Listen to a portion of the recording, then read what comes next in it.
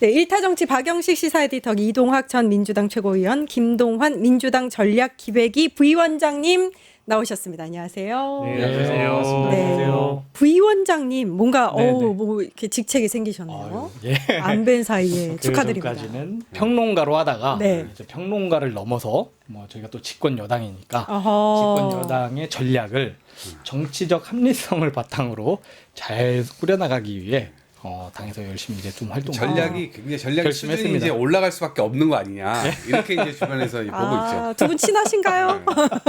뭔가 밀어주기. 내려갈지 올라갈지 여러분 판단해 주세요. 알겠습니다. 새로운 분이 보인다고 이렇게 또 반겨주십니다. 예. 국회 패스트트랙 충돌 관련해서 오늘 1심 선고, 국민의힘 의원 27명에 대한 1심 선고가 나왔는데요. 관련한 나경원 의원의 반응부터 보고서 와서 이야기 나누겠습니다. 정치적인 사건을 이렇게 6년 동안이나 사법재판으로 가져온 것에 대해서는 심심한 유감을 표시합니다. 그리고 이 부분에 대해서 무죄 선고가 나오지 않은 것에 대해서는 아쉽게 생각합니다.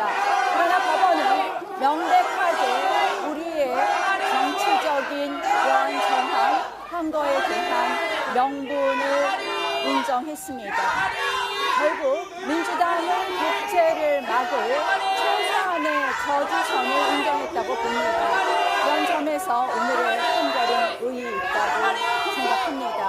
법원의 판결을 존중합니다만 아쉬움은 있으나 그러나 민주당의 독주를 막을 수 있는 최소한의 수단을 인정받은 부분에 대해서 의의가 있다고 생각합니다. 혹시 항소 계획도 있으실까요? 조금 더 판단해 보겠습니다.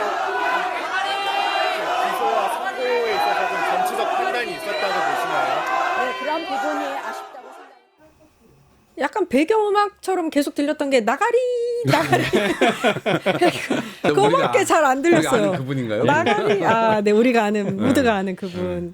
아니, 이게 6년 7개월 만에 나온 선고였는데, 검찰 구형은 징역형까지 있었는데, 그냥 벌금형에 그쳤고요. 특히나 의원직을 유지할 수 있는 형이 나와서 굉장히 실망스럽습니다. 에디터님. 네, 이거는 이제 사법부도 반성을 해야 되는 측면이 있는 것이죠. 이렇게 오랜 시간을 끌어서 결국에 나온 결론이라는 게 이런 정치적인 결론이라는 건 저는 일단 많은 국민들께서 역시 사법부가 어찌 보면 최후의 보루라는 표현을 우리가 늘 써왔지만 오늘의 이 결론은 형사재판에서 가장 정치적인 판단을 했다라고 저는 보고 있습니다. 뭐 기간도 기간입니다만 일단 선고 내용이 검찰의 구형에 비춰봤을 때 일단 특히 의원직 상실령에 비춰질 결론이 나올 만한 현직 의원들 다수가 아니라 전체가 살아남은 거고요. 예. 특히 전직 의원인 황교안은 2년 구형을 했던 걸로 제 기억을 하고요. 예. 나경원 의원도 마찬가지였는데 2년, 예. 네, 근데 지금 나온 건 벌금형이잖아요. 그러니까요. 그리고 이제 송원석 원내대표의 경우에도 마찬가지로 1,150만 원 중에는 150만 원이 이제 이 국회법 위반으로. 국회법 위반인 네. 것이고, 그러니까 이게 오늘 속보가 나오고 나서 굉장히 많은 언론사와 생방송이 다 혼란을 겪었습니다. 저도 그랬습니다. 그러니까 왜냐하면은 처음에 2,400만 원이라고 딱 얘기가 나오니까 저는 국민의 방송 KBS가 의원직 상실형이라고 나온 걸 보고 그걸 가지고 평론을 하다가 갑자기 20분 만에 결론이 뒤바뀌어 버렸어요. 그렇죠. 알고 보니까 2,000만 원이 이 특수고무집행 방해 혐의이고 아하. 400만 원이 국회법 위반에 대해 해당되는 부분이니까 이걸 쪼개기 판결을 했단 말이에요. 여기에다가 기준이 뭔지 제대로 된 설명이 필요한데 뭐 종합보도 이제 종합 기사들을 이제 우리가 두드려 보면 잘 이해가 안 돼요. 진짜 정말 이해가 안 됩니다. 예. 그러니까 여기 뭐 재판부가 앞에서 대부분 설명했던 것은 모두 유죄다. 잘한 거 없다. 다만 이라고 이제 시작하는 부분에서 가장 큰 문제가 발생하는 것 같은데요. 네. 이 대목은 이따 뒤에 얘기도 되는데 지금 할까요 그냥? 다 하셔도 돼요. 그래요? 다만 피고인들은 이 사건의 문제점을 지적하고 부당성을 공론화하려는 정치적 동기로 범행에 나아갔다. 이렇게 얘기를 하면서 사건 발생 이래 여러 차례의 총선과 지선을 거치며 피고인들에 대한 국민들의 정치적 판단도 어느 정도 이루어졌다라고 얘기합니다. 이 대목이 나는 그러니까 이해가 안 저는 이게 갔어. 제- 자기들 이거 시간 다 나가요. 끌어놓고 뭔 소리 하는 거야. 시간을 끈 것도 사법부인데 시간을 끈 기간 동안 선거를 통해 그게 무슨 말이야? 이 정치인들을 국민들이 평가를 해줬기 때문에 저희는 사실 지금 평가하고 싶지 않아요인지 아니면 저희가 평가하기엔 좀 부담스럽습니다인 건지 그리고 이제 아직 민주당 쪽에서도 이 패스트트랙 사건 관련해서 피고들이 있는데 남아있죠. 그분들에 대한 판단을 할 때 뭔가 여야 동일하게 의원직 상실형과 내리지 않기 위해서 균형을 맞추느라고 이런 결론을 내린지 모르겠어요. 근데 여당하고 야당은 다릅니다, 지금 현재. 특히 이제 민주당의 경우에는 그때 당시에 가장 공격적으로 빠루까지 들었던 건 그 당시에 자유한국당이었고요. 예. 그때 당시에 정의당을 비롯해가지고 그땐 이름이 좀 달랐죠. 네, 그리고 뭐 민주당 이런 야당 4개 당의 연합이 패스트트랙으로 공수처법을 상정하는 과정에서 그 제도를 썼던 거거든요. 예. 그걸 저지하고자 자유한국당이 드라이브를 걸어서 최이배 의원도 감금하고 선진화법을 위반했던 거예요. 근데 그거를 뭐 여야 균형을 맞추려고 부담을 느껴서 이렇게 벌금형을 내렸다? 그러니까 저는 형사재판에서 있으면 안 되는 가장 정치적인 판결을 내렸고 더불어서 장고 끝에 악수를 둔 거다. 그리고 더 나아가서 보자면 우리가 뒤에 얘기를 하겠습니다마는 대한민국의 사법부는 그냥 문 닫아야 될 것 같다는 생각도 해요.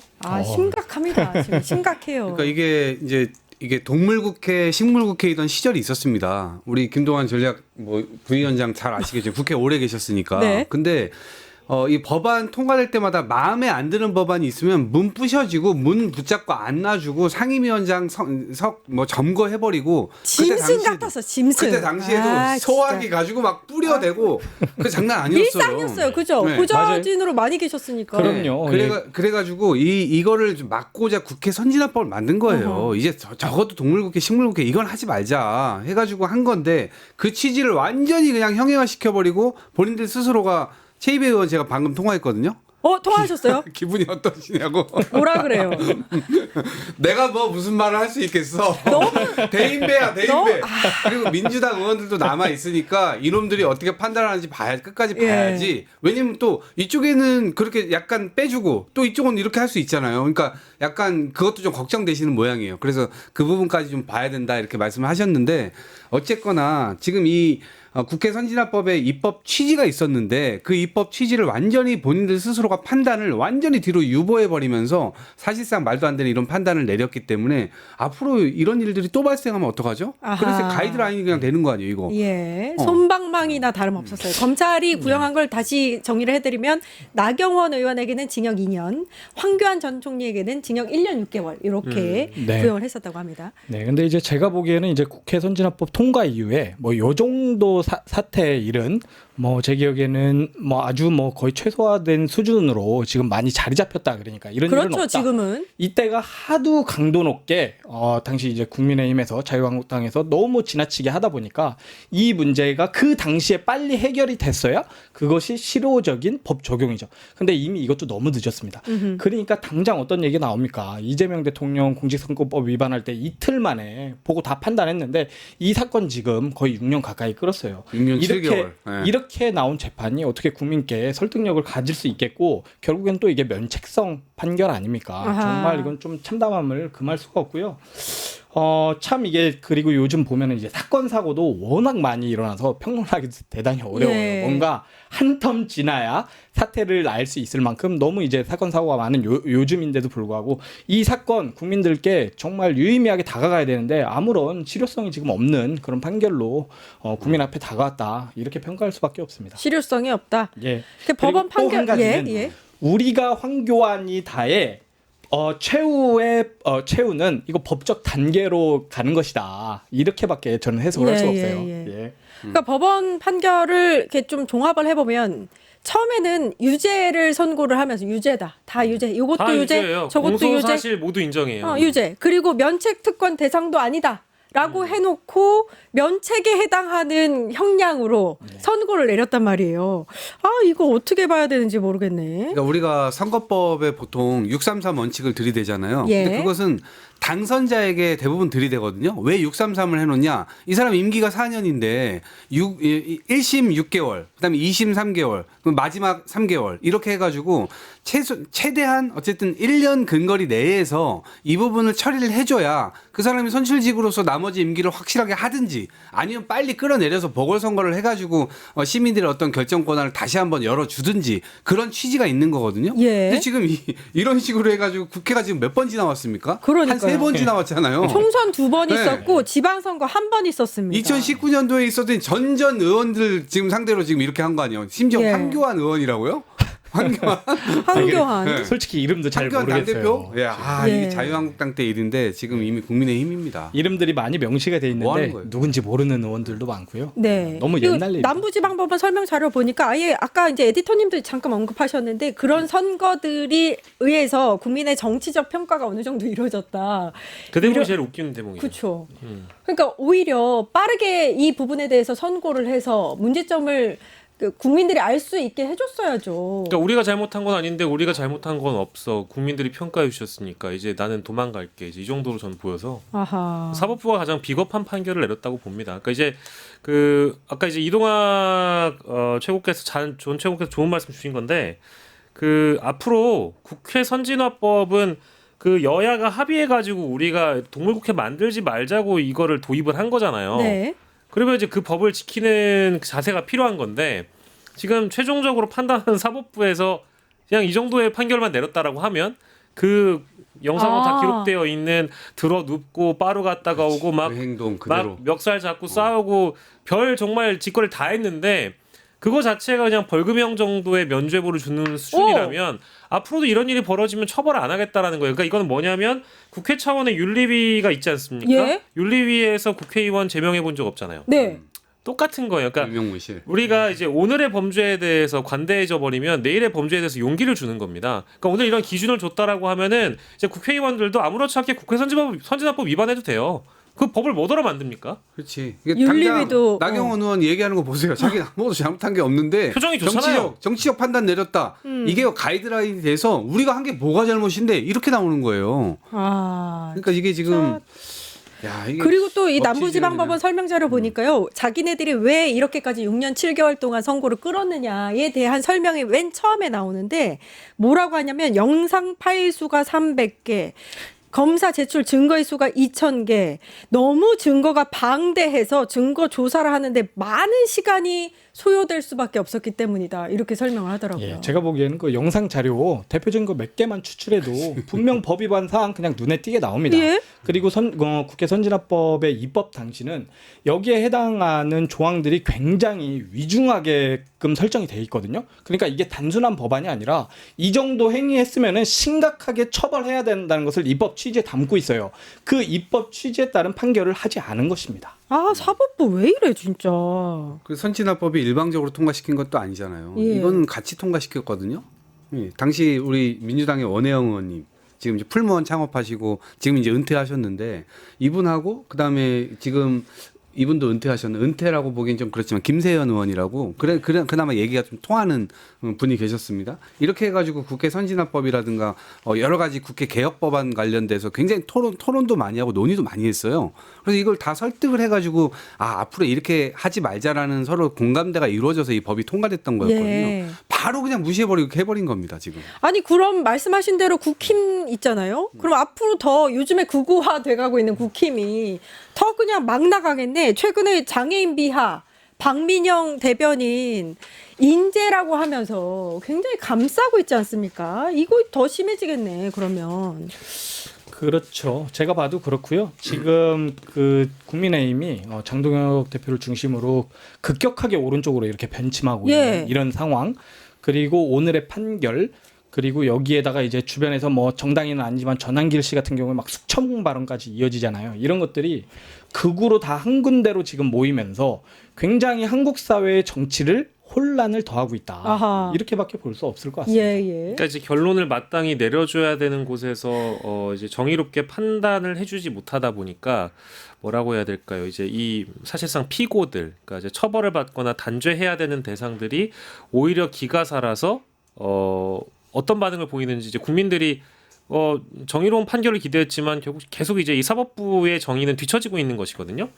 그래서 이따가도 뒤에 얘기를 하겠습니다만은 뭐 어제 굉장히 사건 사고가 많았잖아요. 예. 어제 같은 경우에는 이 특검 쪽에서 기소했던 사건에 대한 이 한덕수 공판에서 재판에서 증인으로 나온 사람들의 어떤 추함 그리고 증인의 변호인들이 법정에 소란을 일으켜서 감치되는 일도 있었고 감치를 시킨다고 시켰는데 구치소에서 못 받아줘가지고 석방되는 일도 있었고 예. 그 석방이 되고 나서 본인들끼리 하는 유튜브에 가서 이진관 부장판사를 조롱하다시피 막말을 해댔던 그런 일도 있었고요. 그리고 이런 일들이 계속 이제 비일비재하게 반복되다 보니까 이제 사법부가 자초했다는 측면도 저는 있는 것 같아요. 지금의 상황은 뭐 물론 이진관 부장판사님 같은 분들도 계시지만 자꾸 이렇게 처벌받아야 될 대상이 처벌을 받지 않고 면죄부를 받게 되면 결국 오늘도 나와서 한다는 얘기가 마치 승리의 전리품을 챙긴 사람 마냥 항소 계획도 조금 있다가 판단해보겠다라는 식으로 항소도 안 할 것 같아. 이거 만족했어 지금. 본인이 그렇지. 예, 그런 자세를 만족스러워 아주. 그런 자세를 보인다든가 국민의힘도 오늘의 판결은 헌정 질서를 지키기 위한 불가피한 저항이라고 얘기를 한다라든지 뭐 영장 기각되고 나서 나왔던 많은 피해자들이 어떤 반응을 보였는지 다 보고 있잖아요. 저는 국민들이 지금 정권은 바뀌었지만 대통령 하나만 바뀌었다라고 생각을 할 것 같아요. 여전히 우리 대한민국에는 이제 수구 기득권 카르텔들의 이 어떤 응집이 굉장히 더 추동력이 붙은 상황이라서 저희가 뉴스에서 다루고 있는 주제가 사실 어느 하나 청량감이 없는 상황이라 네. 어제 같은 경우에는 뭐 이진관 부장판사 얘기 잠깐 했는지 모르겠습니다만은 이게 뭐 진짜 뭐 하는 건지 잘 모르겠어요.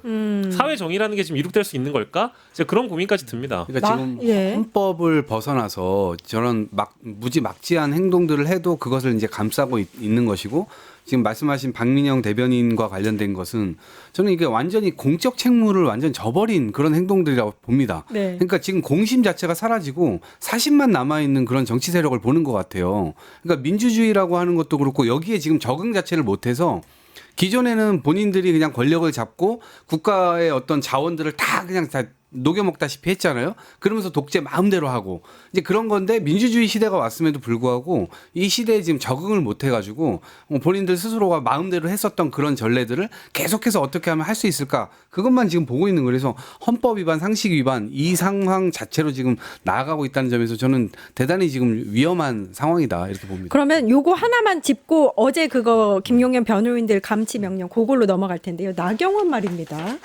나경원이 12월 26일 국회 대강당을 빌려줘서 우파 유튜버 연합 출범식을 해줄 예정이라고 합니다.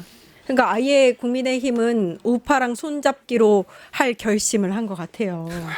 저희가 지금 이제 포스터를 보여드리는데 맨 마지막 아래에 보면 대한민국 자유 유튜브 총연합회 이게 우파 유튜버 연합입니다. 출범식을 한다고 합니다. 뭐 옛날에 김민전 국힘의원이 백골단 기자회견했던 거 떠오르기도 하고요.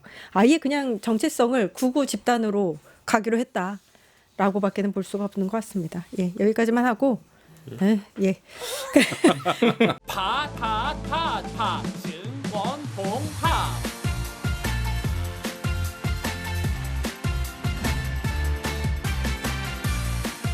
이제 저녁 8시 30분 퇴근 후 퀴즈 한판 혼자 하지 마세요. 같이 해요. 매일 저녁 8시 30분 많은 참여 바랍니다.